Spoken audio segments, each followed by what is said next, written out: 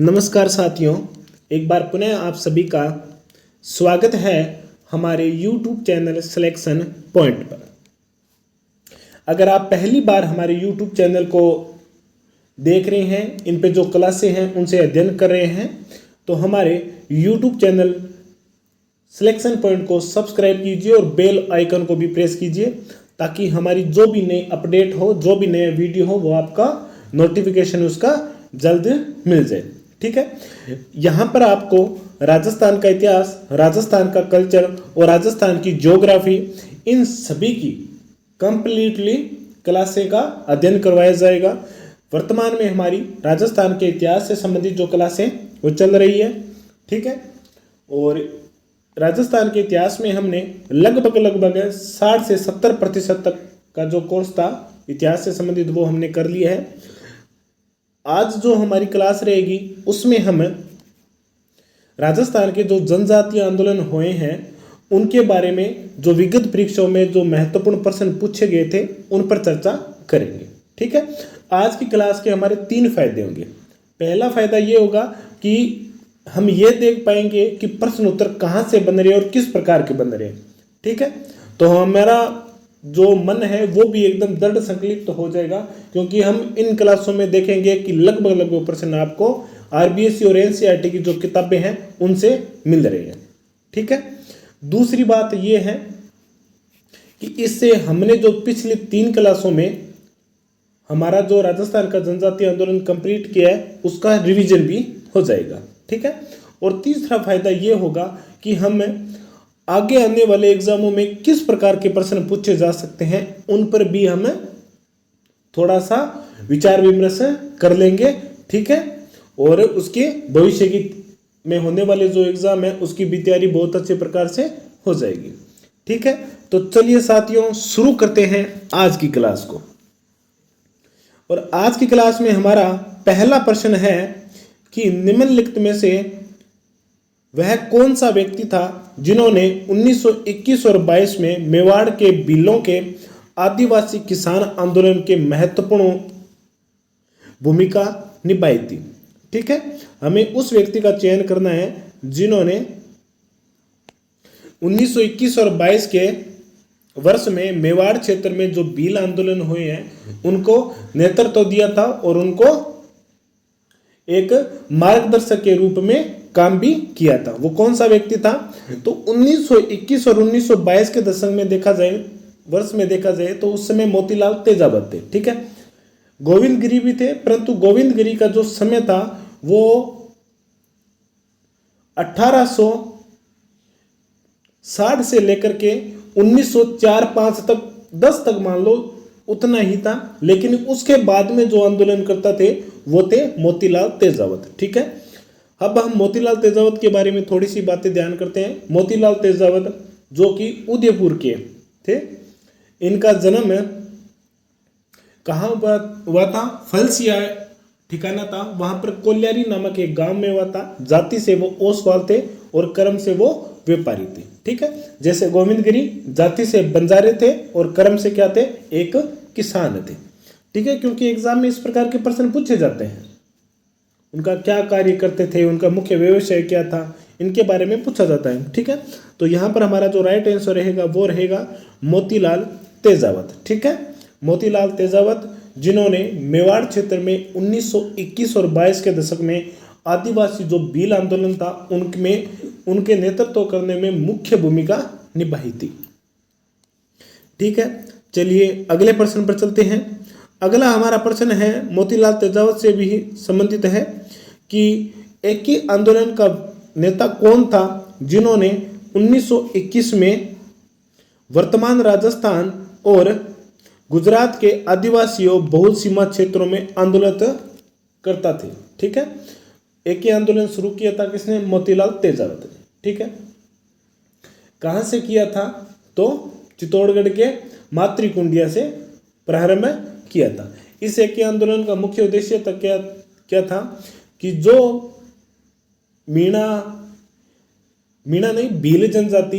भील जनजातियों का राजस्व अधिकारियों के द्वारा या जागीरदारों के द्वारा जो शोषण किया जा रहा है, अधिक लाभ लगा करके उनके विरुद्ध में एकत्रित होकर के आंदोलन करना। एकी का मतलब होता है कि हम सब मिल करके उस बड़ी हुई राष्ट्र व्यवस्था के विरुद्ध में आंदोलन करेंगे। ठीक है, तो ये किसने शुरू किया था?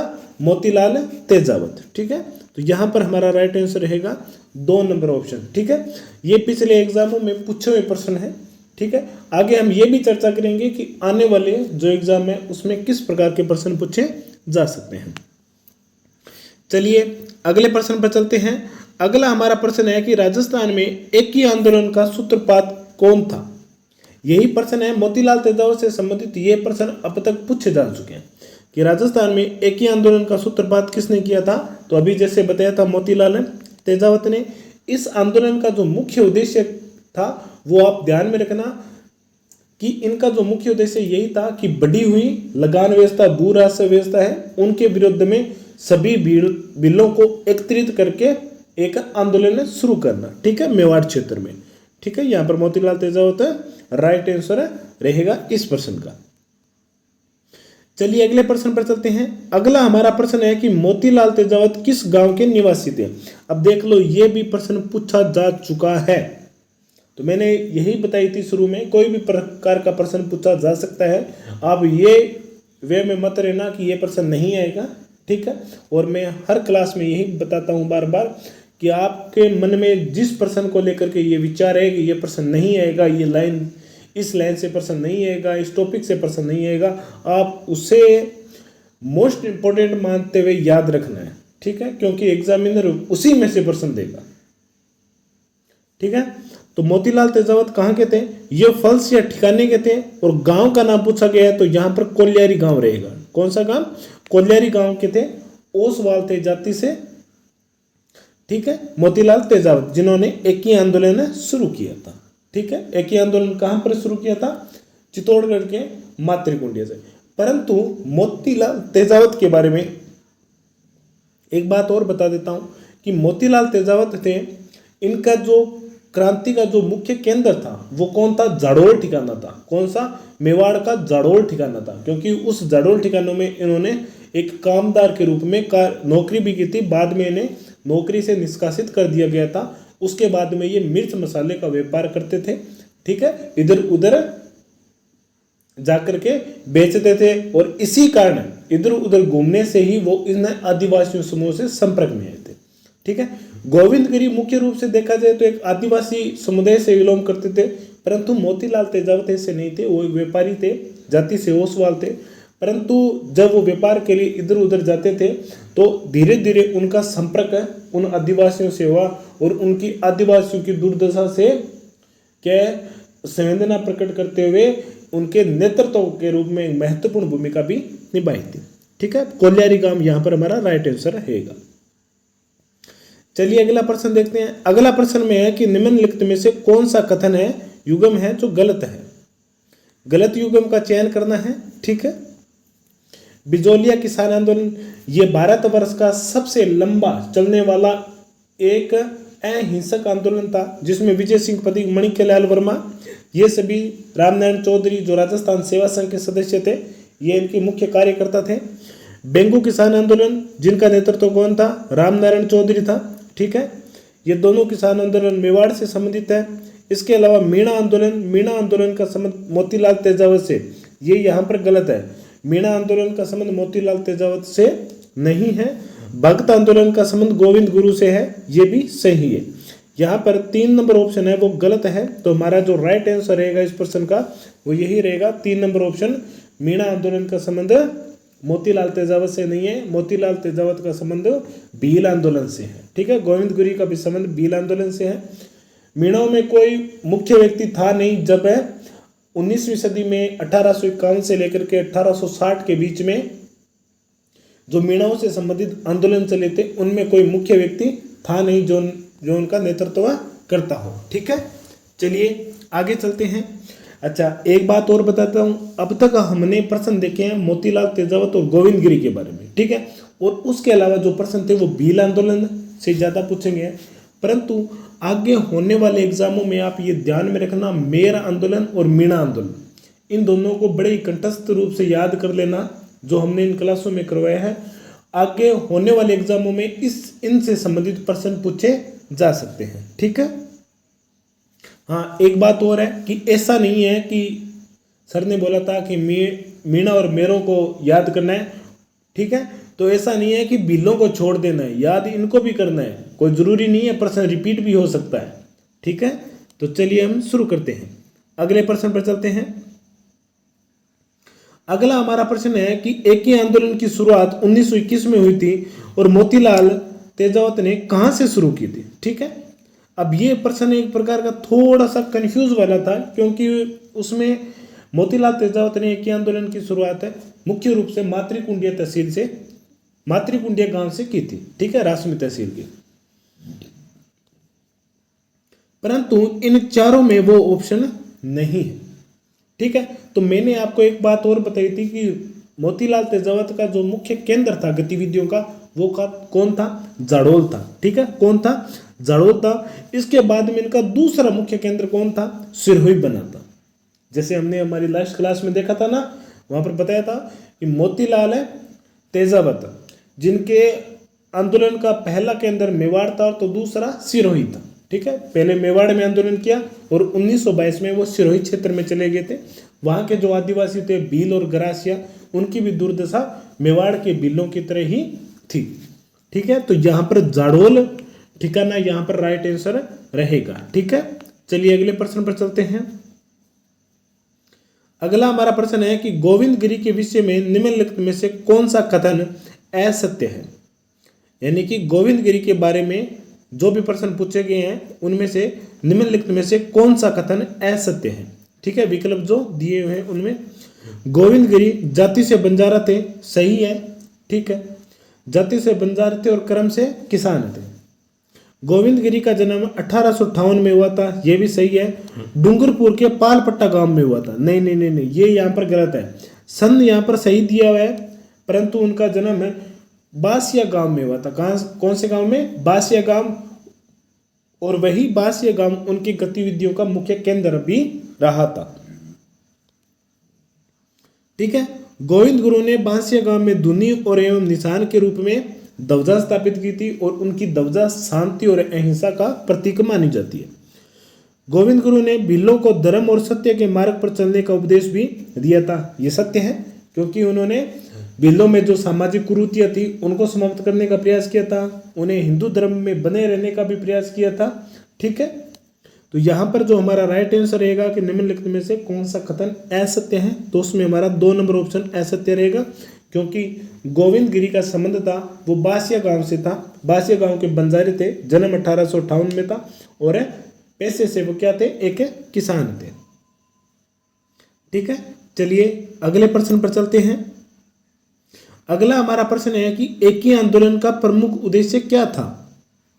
ठीक है, अब हम बात करते हैं इस प्रश्न पर कि एकी आंदोलन का मुख्य उद्देश्य क्या था। इसका उद्देश्य था कि भीलों में व्याप्त बुराइयों को दूर करना। ठीक है जी, अच्छी बात है। किसानों को भारी लगान और अन्यायपूर्ण बेगार से मुक्त करवाना। ठीक है, इनको भी देखते हैं। भीलों को साहूकारों के चंगुल से मुक्त करवाना, ये भी ऑप्शन सही लगता है।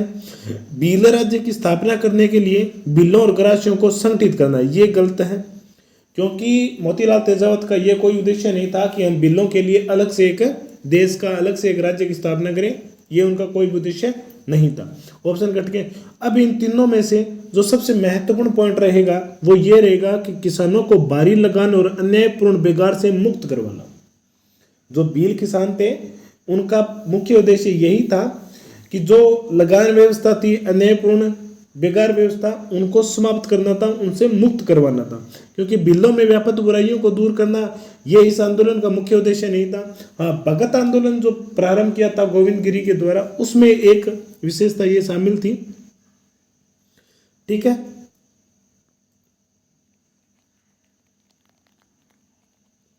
और भीलों को साहूकारों के चंगुल से मुक्त करवाना, ये भी हो सकता है ऑप्शन, परंतु ये उतना ज्यादा महत्वपूर्ण नहीं है जितना कि 2 नंबर है।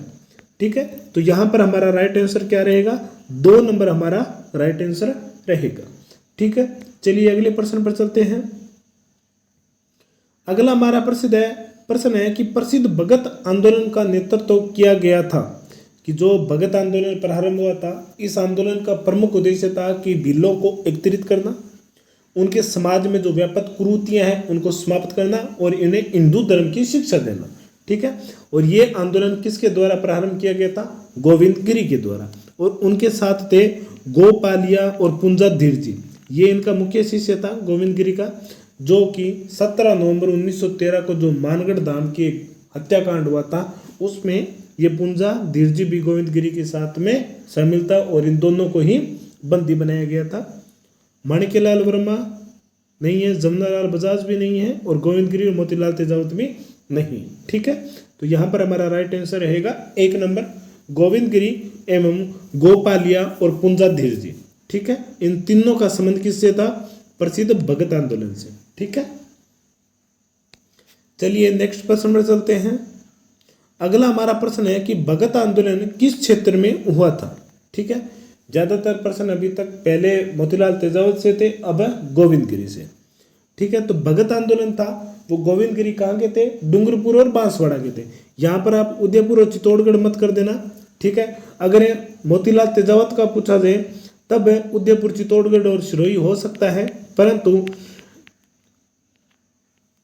गोविंद गिरी का अगर संबंध पूछा जाए, भगत आंदोलन का संबंध पूछा जाए तो वो रहेंगे डूंगरपुर और बांसवाड़ा से। ठीक है, क्योंकि गोविंद गिरी मूल रूप से किस राज्य के थे? डूंगरपुर के थे। डूंगरपुर बांसवाड़ा क्षेत्र में आंदोलन किया था और उसके बाद में वे गुजरात, इडर, सूत वहां पर चले गए थे।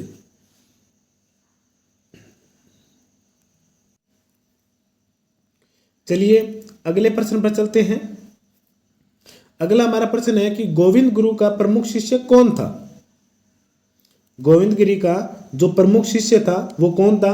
जैसा कि अभी हमने पिछले एक प्रश्न में किया था कि भगत आंदोलन का संबंध किससे था? गोपालिया जी और पुंजाधीर जी भी उनके साथ था। ठीक है, तो मोतीलाल तेजावत नहीं थे, ठाकरे पटेल भी नहीं थे और तेजाधीर जी का ये भी नहीं थे। अब आपके सामने एक प्रश्न मैं छोड़ के जाता हूं कि ठाकरे पटेल का संबंध किस किसान आंदोलन से था? ठीक है, एक ठाकरे पटेल था, दूसरा नानक जी पटेल। ठीक है, इन दोनों का संबंध किस किसान आंदोलन से था जो कि वहां पर शहीद भी हुए थे। ठीक है, गोविंद गिरी का यहाँ पर मुख्य शिष्य कौन था? पुंजाधीर जी। ठीक है, इसके अलावा गोविंद गुरु किनके शिष्य थे? तो साधु राजगिरी महाराज जो कि कोटा बूंदी अखाड़े के गुरु थे। ठीक है, तो गोविंद गुरु का शिष्य कौन था? पुंजाधीर जी। और गोविंद गिरी किसके शिष्य थे? साधुगिरी महाराज के, साधु राजगिरी महाराज जो कि कोटा बूंदी अखाड़े के महाराज थे। ठीक है, इस प्रकार के भी प्रश्न पूछे जा सकते हैं, आपको ध्यान में रखना है क्योंकि ये वो प्रश्न है जो बार बार रिपीट हो रहे हैं हर एग्जाम में। ठीक है, तो हो सकता है कि अगले एग्जाम में इस प्रकार के आसान प्रश्न ना पूछे जाए, क्योंकि आप पिछले एग्जाम को उठा के देख लो कि उसमें किस प्रकार के प्रश्न आ रहे हैं। वो बड़े ही थोड़े जटिल लेवल के या कठिन लेवल के प्रश्न पूछे जा रहे हैं। उनका मुख्य उद्देश्य क्या है कि विद्यार्थियों को फेल करना है, और जो सीटें हमने आवंटित की है उनमें भी खाली रखनी है। ठीक है, ये सरकार की पॉलिसी है, राम जाने की पॉलिसी है बांगी कि देखो कि एक तो बेरोजगार इतनी बड़ी है, ठीक है, दूसरी कि ये भर्तियां इतनी छोटी छोटी करवा रहे हैं और उसके बाद में एग्जाम पेपर इस प्रकार का बनाए जा रहे हैं कि बच्चे उनको पास नहीं कर पा रहे हैं। ठीक है, अब क्या होगा कि इसमें भी राजनीति होने लगी है। एग्जामों में भी क्या होगा कि हम में से अगर कोई जाएगा कि सरकार से पूछेगा कि आपने कोई भर्तियां नहीं करवाई, हमारा कोई नेता होगा, प्रतिनिधि करेगा हमारा कि आपने कोई भर्तियां नहीं करवाई, तब उनका स्पष्ट रूप से जवाब क्या होगा? हमने भर्तियां तो करवा दी परंतु आपके बच्चे पास ही नहीं हुए। तो देखो जी, बात है कि आप पेपर को इतना कठिन बना लो, कितना भी कठिन बना सकते हो। ठीक है, इस प्रकार के प्रश्न बना सकते हो कि आपको 100 प्रश्न पूछे जाते हैं। आपको क्या, मुझे चाहे कोई भी हो, किसी भी कोचिंग का अध्यापक हो, चाहे किसी लेवल का अधिकारी हो, उससे अगर 100 प्रश्न दिए जाते हैं और इतने लेवल के बनाए जा सकते हैं कि उससे 10% अटेंड भी न हो। ठीक है, तो उनका कोई लेवल नहीं है। तो हमें क्या करना है? हमें तो बस अपने आप को संतुष्टि देनी है कि हमने हमारी मेहनत में कोई कमी नहीं छोड़ी थी। ठीक है, इस बात का आप विशेष रूप से ध्यान में रखना, क्योंकि कई बार क्या होता है कि एग्ज़ाम देने जाते हैं और एग्ज़ाम में नंबर नहीं आता तो हम क्या कि 2 तरह से खुद को कोसते हैं। पहला ये कि काश मैं अच्छे से पढ़ लिया होता, काश मैं ब्याह शादियों में ना जाता, काश मैं अपने दोस्तों के साथ आवारागर्दी न करता। ठीक है, तो और दूसरा ऑप्शन ये आता है कि हाँ का हमने तैयारी तो बहुत अच्छी की थी परंतु पेपर का लेवल बहुत ज़्यादा था। ठीक है, तो इसलिए नहीं हो पाया। तो उससे क्या होगा, कुछ ना कुछ आपको संतुष्टि मिलेगी। ठीक है, यहाँ पर पूंजा दीजिए, इसमें राइट आंसर रहेगा। चलिए अगले प्रश्न पर चलते हैं। अगला हमारा प्रश्न है कि मेवाड़, डूंगरपुर, सिरोही, बांसवाड़ा में स्वदेशी आंदोलन का नेतृत्व निम्न में से किसने किया था? जैसा कि मैंने बताया था कि गोविंद गिरी के द्वारा हिंदू धर्म को बढ़ावा देने, सामाजिक कुरीतियों को समाप्त करने, इसके लिए एक आंदोलन प्रारंभ किया था जिसका नाम था भक्त आंदोलन। ठीक है, इस भक्त आंदोलन का ही मुख्य उद्देश्य था। ठीक है, तो ये भक्त आंदोलन किसके द्वारा शुरू किया गया था? गोविंद गिरी के द्वारा। स्वामी गोविंद गिरी यहाँ पर राइट आंसर रहेगा। एक ही आंदोलन का मुख्य उद्देश्य भी आपको ध्यान में होना चाहिए और जो भगत आंदोलन प्रारंभ किया गया था उसका भी उद्देश्य आपको ध्यान में होना चाहिए। ठीक है, इसमें स्वदेशी की भावना को जागृत करते हुए यह आंदोलन किया गया था, भक्त आंदोलन। ठीक है, और अगर संप सभा का पूछा जाए तो इसका मुख्य उद्देश्य क्या था कि भीलों को और जो भी आदिवासी समूह उनको एकत्रित करना उस सभा में। ठीक है, उस सभा में एकत्रित करना, फिर उनको उनके अपने अधिकारों के बारे में अवगत कराना है। ठीक है, ये उसका उद्देश्य था, क्योंकि इस प्रकार के भी प्रश्न पूछे जा सकते हैं। चलिए अगले प्रश्न पर चलते हैं। गोविंद गिरी के नेतृत्व में भील आंदोलन को दबाने के लिए मानगढ़ का जनसंहार किस वर्ष हुआ था? ठीक है, गोविंद गिरी अपने साथियों के साथ मानगढ़ धाम की जो पहाड़ियां हैं, बांसवाड़ा है, वहां पर एकत्रित हुए थे। ठीक है, तो उस पर एकत्रित होने पर जो राजकीय सेना थी, जो सरकार थी, उन्हें भय था कि कहीं ये बड़ा भील आंदोलन न कर बैठे या भील राज्य की मांग न कर ले, इसलिए इस आंदोलन को कुचलने के लिए अलग अलग से जगहों से एक सैनिक बटालियन मंगाई गई थी। जाट थी, राजपूत थी। ठीक है, तो इन बटालियनों ने क्या किया कि मानगढ़ पहाड़ियों पर जो निहत्ते हिंसात्मक रूप से आंदोलन कर रहे थे उन भीलों पर गोलियां चला दी थी, जिससे 1500 भील मारे गए थे। इसे आदिवासियों का जलियांवाला बाग कहा जाता है। ठीक है, ये घटना कब हुई थी? 17 नवंबर 1913 को। कब हुई थी? 17 नवंबर 1913 को। ठीक है, इस बात का आप विशेष रूप से ध्यान रखना, 17 नवंबर 1913 को ये घटना हुई थी।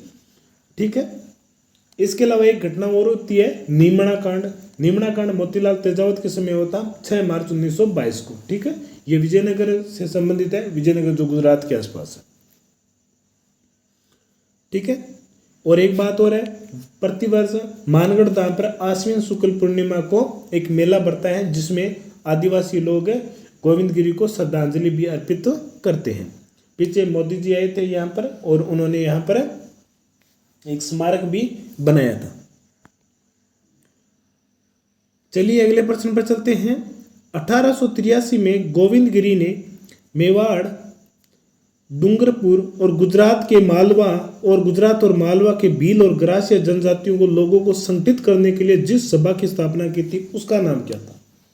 ठीक है, ये भी प्रश्न है। 1883 में ये प्रश्न आया हुआ है। ठीक है, तो इसमें कोई आपत्ति नहीं है, क्यों मैंने बताया था कि कई किताबों में 1903 दिया हुआ है, परंतु हिंदी ग्रंथ अकादमी की जो BL पानगड़िया की किताब है, ये BL पानगड़िया कौन है? जो प्रजामंडल आंदोलन के समय एक संपादक के रूप में भूमिका निभाई थी इन्होंने मेवाड़ में। ठीक है, ये वही BL पानगड़िया है।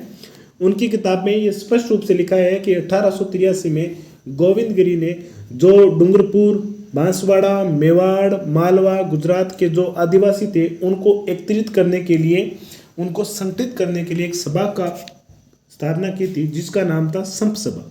क्या नाम है उसका? संप सभा। ठीक है, और इसका पहला अधिवेशन कब हुआ था? 1903 में हुआ था। ठीक है, ये बात आप विशेष रूप से ध्यान में रखना। स्थापना 1883 में और सम्मेलन कब हुआ था? 1903 में। ये थोड़ा सा कंफ्यूज वाला है, आप इसे ध्यान में रख लेना। स्थापना 1883 और पहला अधिवेशन 1903 में।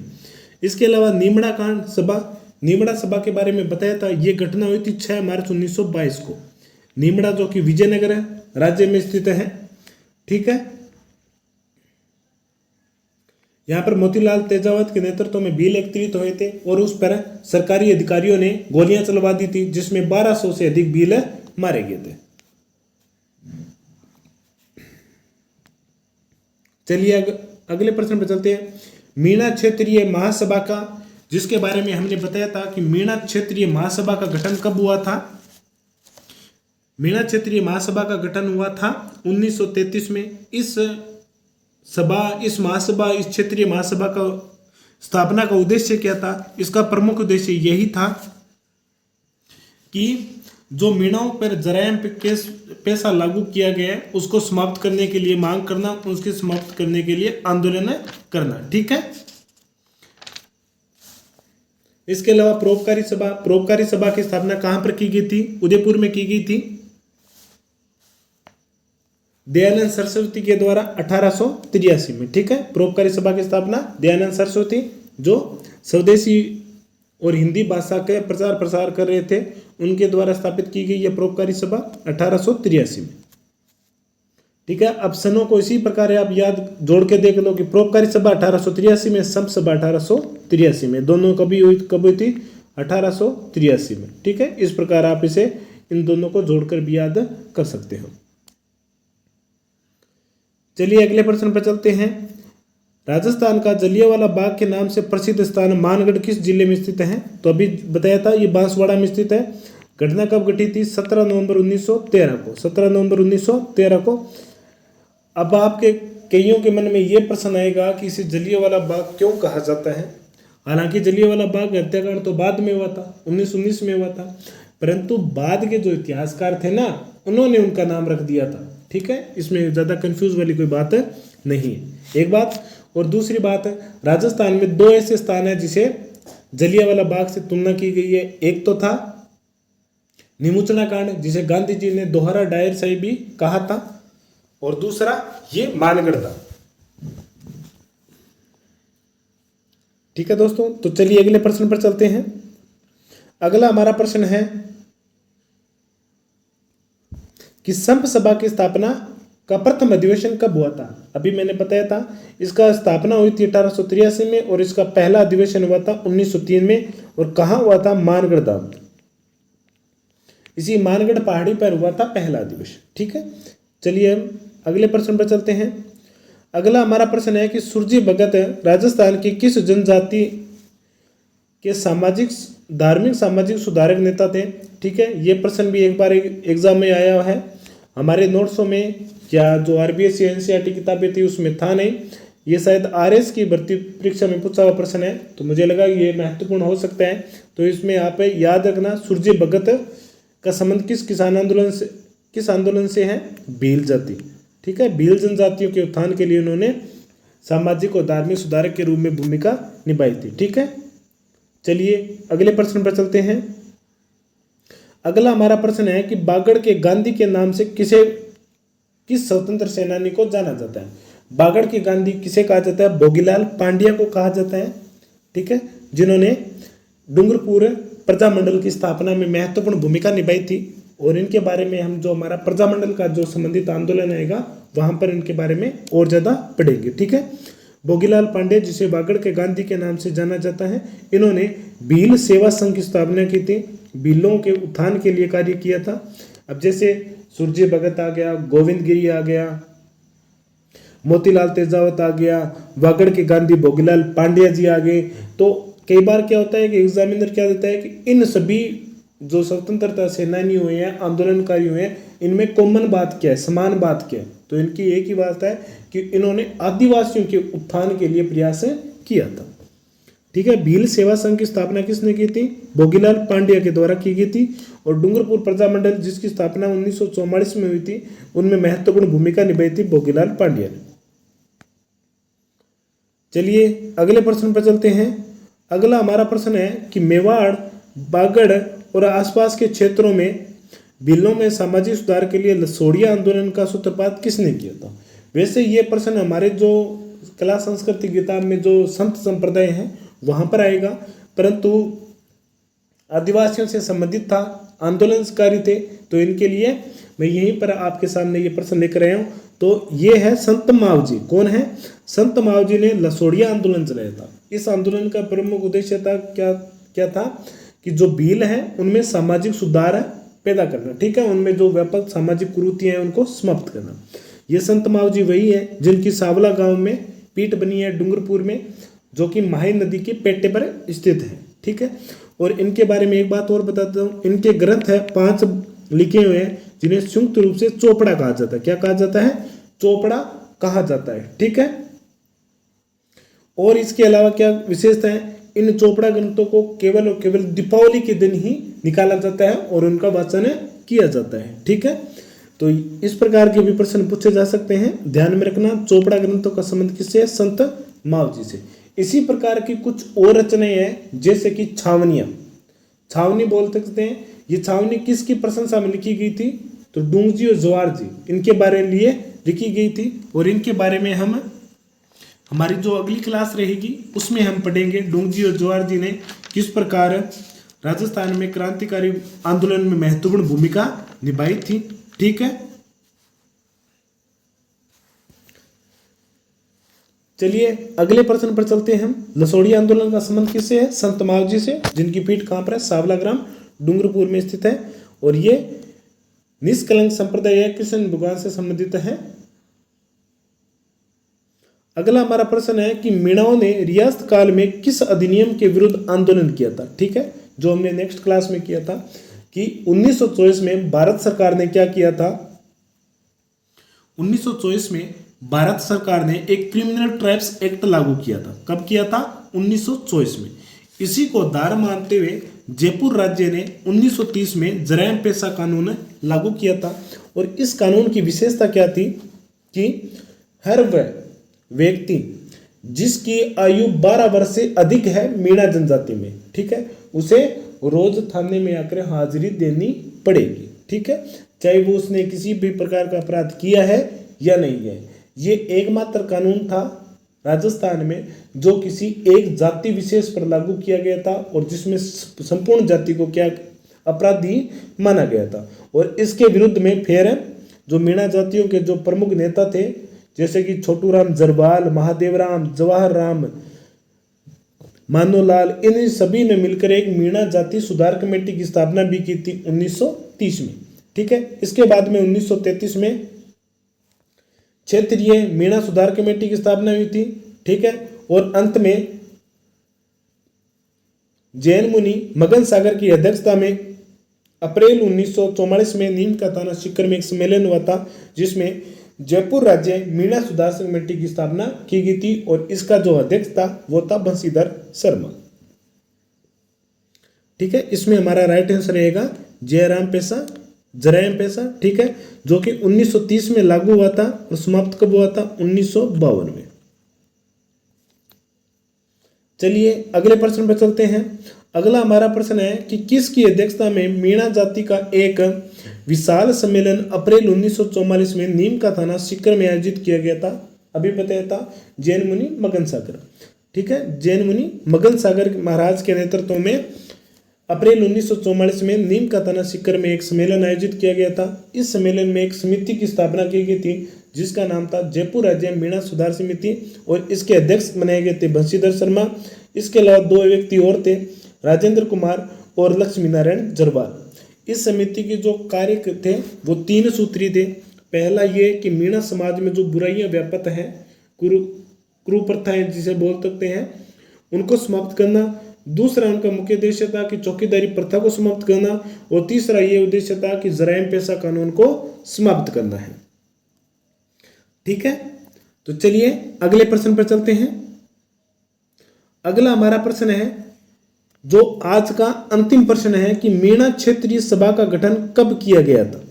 मीणा क्षेत्रीय सभा का गठन कब किया गया था? जो कि हमने कल की जो हमारी लास्ट क्लास थी उसमें हमने देखा था कि मीणा क्षेत्रीय सभा की स्थापना 1933 में की गई थी। कब की गई थी? 1933 में की गई थी।